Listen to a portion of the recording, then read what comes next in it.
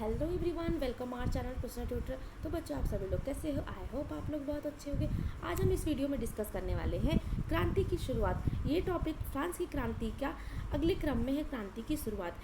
ये topic class 9th NCERT history का topic है।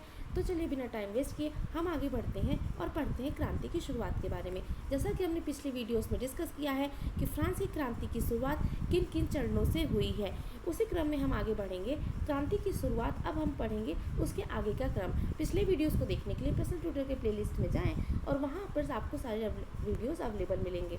तो चलिए आगे बढ़ते हैं और पढ़ते हैं क्रांति की शुरुआत के बारे में। पिछले भाग में हम देख चुके हैं कि किन कारणों से लुई 16 ने कर बढ़ा दिए थे। हमने पिछले वीडियोस में काफ़ी अच्छे से डिस्कस किया है कि जो फ्रांस के राजा थे, जो लुई 16 थे, वो किस प्रकार से करों को बढ़ा दिए थे। राज्य के खर्चों को पूरा करने के लिए जो तीसरा स्टेट था उसमें किस प्रकार से करों को लगाया गया, उनके लिए किस प्रकार से करों को लगाया गया था। तो क्या आप सोच सकते हैं कि उसने ऐसा क्या किया होगा? प्राचीन राजतंत्र के तहत फ्रांसीसी सम्राट अपनी मर्जी से कर नहीं लगा सकता था, लेकिन जो प्राचीन राजतंत्र होता था, जो प्राचीन नियम थे, उसके तहत क्या होता था कि जो फ्रांसीसी सम्राट होता था वो अपनी मर्जी से कर नहीं लगा सकता था।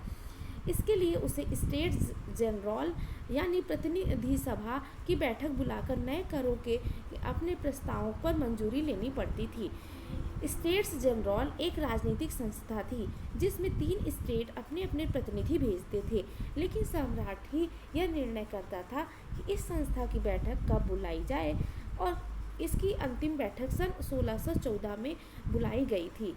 फ्रांसीसी सम्राट 16 यानी फ्रांसीसी सम्राट जो लुई 16 थे, 5 मई 1789 को नए करों के प्रस्ताव के अनुमोदन के लिए स्टेट्स जनरल की बैठक बुलाई थी। प्रतिनिधियों की मेजबानी के लिए वर्साय के एक आलीशान भवन को सजाया गया। पहले और दूसरे स्टेट ने एक बैठक में अपने 300 प्रतिनिधि भेजे, जो आमने सामने की कतार में बिठाए गए थे। तीसरे स्टेट के 600 प्रतिनिधि उनके पीछे खड़े किए गए थे। तीसरे स्टेट का प्रतिनिधित्व इसके अपेक्षाकृत समृद्ध एवं शिक्षित वर्ग कर रहे थे।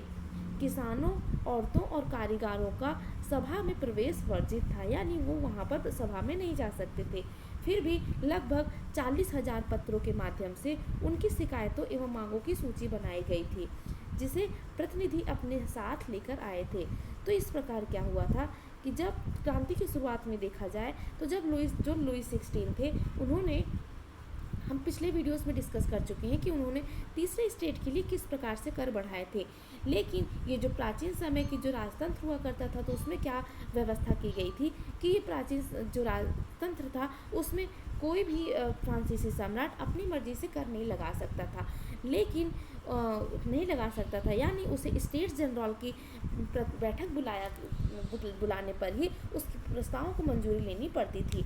लेकिन लुई 16 ने 5 मई 1789 को नए कारों का प्रस्ताव अनुमोदन किया था और उसने स्टेट्स जनरल की बैठक भी बुलाई थी। प्रतिनिधियों की मेजबानी के लिए वर्साय के एक आलीशान भवन को सजाया भी गया। पहले और दूसरे स्टेट यानी स्टेट 3 भागों में वर्गीकृत किया गया था।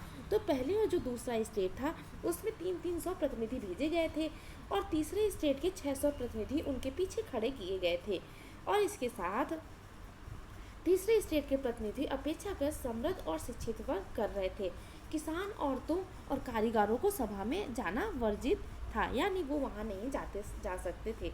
फिर भी 40,000 जो पत्र थे उनके माध्यम से उन्होंने अपनी शिकायतों और मांगों की सूची बनाई और प्रतिनिधि वो अपने साथ लेकर गए थे। स्टेट्स जनरल के नियम के अनुसार प्रत्येक वर्ग को एक मत देने का अधिकार था। इस बार भी लुई 16 की इस प्रथा का पालन करने के लिए दृढ़ प्रतिज्ञ था, परंतु तीसरे वर्ग के प्रतिनिधियों ने मांग रखी कि अब की बार पूरी सभा द्वारा मतदान कराया जाएगा, जिससे प्रत्येक सदस्य को एक मत देने का अधिकार होगा।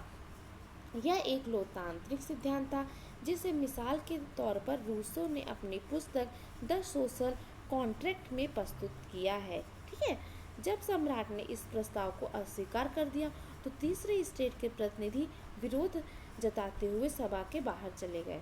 तीसरे स्टेट के प्रतिनिधि खुद को संपूर्ण फ्रांसीसी राष्ट्र का प्रवक्ता मानते थे। 20 जून को ये प्रतिनिधि वर्साय के इंडो टेनिस कोर्ट में जमा हुए। उन्होंने अपने आप को नेशनल असेंबली घोषित कर दिया और शपथ ली कि जब तक सम्राट की शक्तियों को कम करने वाला संविधान नहीं तैयार होगा तब तक असेंबली भंग नहीं होगी।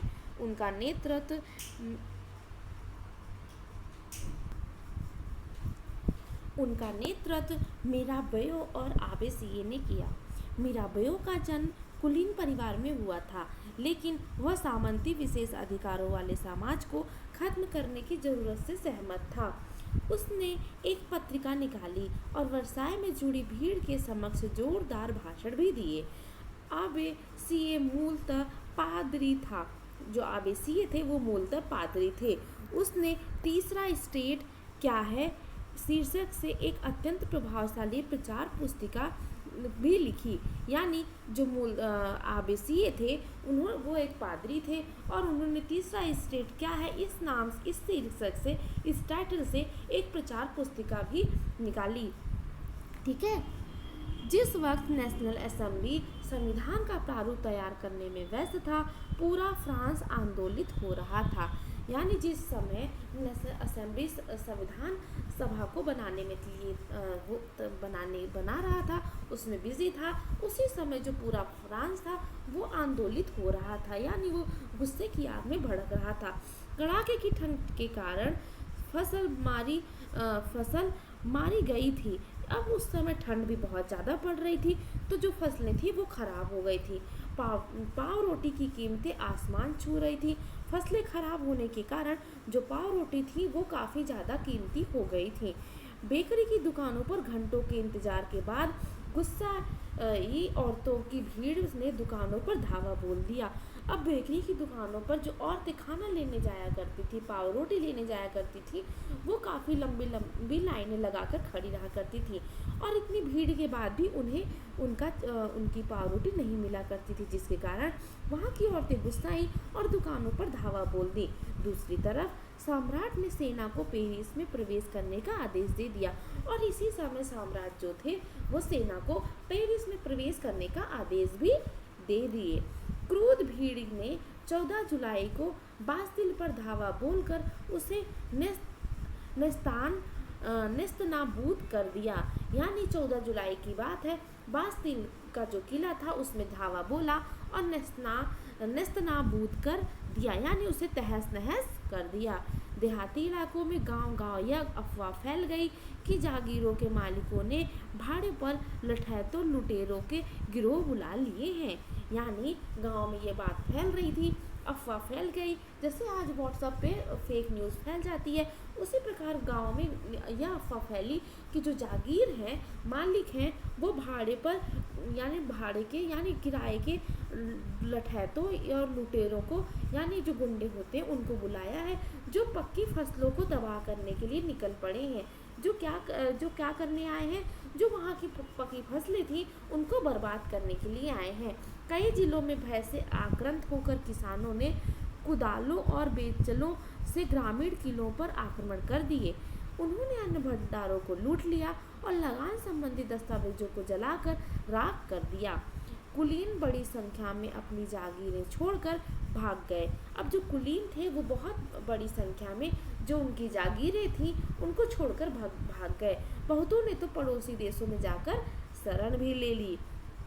अपनी विद्रोही प्रजा की शक्ति का अनुमान करके लुईस 16 ने अंततः नेशनल असेंबली को मान्यता दे दी कि यह भी मान लिया कि उसने सत्ता पर अब से संविधान का अंकुश होगा। यानी अब उसने यह सारी चीज़ों को देखते हुए कहा कि अब हमारी जो सत्ता है उसमें संविधान का अंकुश होगा।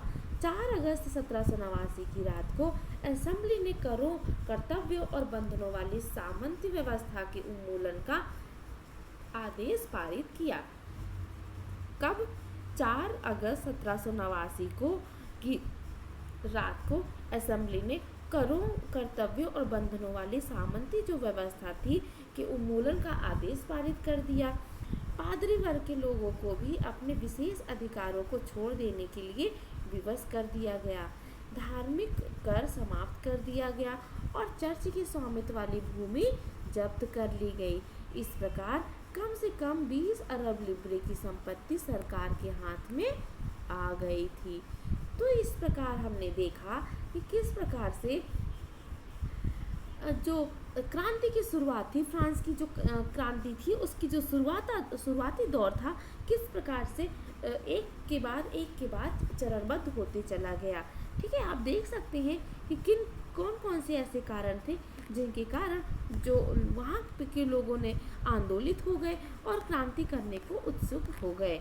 किस प्रकार से उनके खाने के लिए उनकी जीविका कितनी कठिनाइयों से गुजर रही थी, खाने के लिए वो कितना जूझ रहे थे, अपने जीवन को आगे बढ़ाने के लिए कितनी मुश्किलों का सामना कर रहे थे। ये सारी चीज़ें थी क्रांति की शुरुआत। ये सारी चीज़ें क्रांति की शुरुआत करने के लिए बहुत अहम भूमिका निभाती हैं। इन्हीं सब ये सारी विशेष रूप से ये सारी चीज़ें थी जो क्रांति को के पृष्ठभूमि के तौर पर भूमिका निभाती हैं। ठीक है, फ्रांस की क्रांति की शुरुआत में ये सारी चीज़ें विशेष भूमिका निभाती हैं कि किस प्रकार से लोगों ने अपने जीने के लिए जो क्रांति हुई, जो आंदोलित हुए, वो किस प्रकार से अंत में कौन से परिणाम पर लेकर आई। ये सारी चीज़ें थी। कोई भी चीज़ें आपको समझ में नहीं आई हो तो आप कमेंट सेक्शन में ज़रूर लिखें। मैं आपके डाउट्स को एक वीडियो के माध्यम से ज़रूर कंप्लीट कराऊंगी। वीडियो को अंत तक देखने के लिए आपका बहुत बहुत धन्यवाद। Thank you. Best of luck. Have a good day. Thank you.